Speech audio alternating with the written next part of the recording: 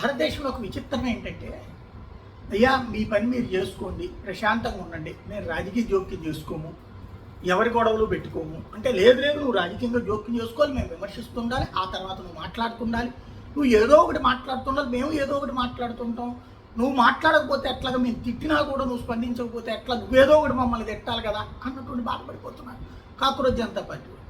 Permission తీసుకున్నది ఒక పూట ఉద్యమం, 2 పూట్ల 3 పూట్ల, 2 రోజులు 3 రోజులు 5 రోజులు 10 రోజులు. ఇదివరకు రైతుల పేరుతో జరిగిన ఉద్యమం కూడా పర్మిషన్ తీసుకుంది 24 గంటలకి 2 సంవత్సరాలు నడిపారు. అయినా సరే ప్రభుత్వం ఏమీ చేయదు. అది అసమర్థత కాదు, చేతకాంతనం కాదు, మన ప్రజల్ని మనం తన్నకూడదు అన్నటువంటి. లైక్ పాకిస్తాన్లో వాళ్ళ ప్రజల్ని మీద వాళ్లే యుద్ధ విమానాలు వాడుతుంటారు, మన దేశంలో అట్లా జరగదు. కానీ ఇది అసమర్థత అనుకుంటున్నారు. అదే సందర్భంలో ఇక్కడ వాస్తవం మరొక విచిత్రం.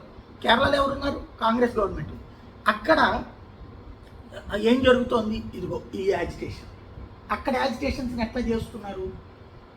ఇట్లాంటి వాటర్ క్యానల్స్.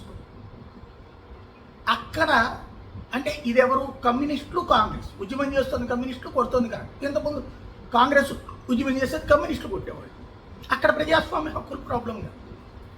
ఢిల్లీలో మీ ఇష్టం వచ్చినట్టు మాట్లాడుకుంటారంటే ప్రాబ్లం. అదే విధంగా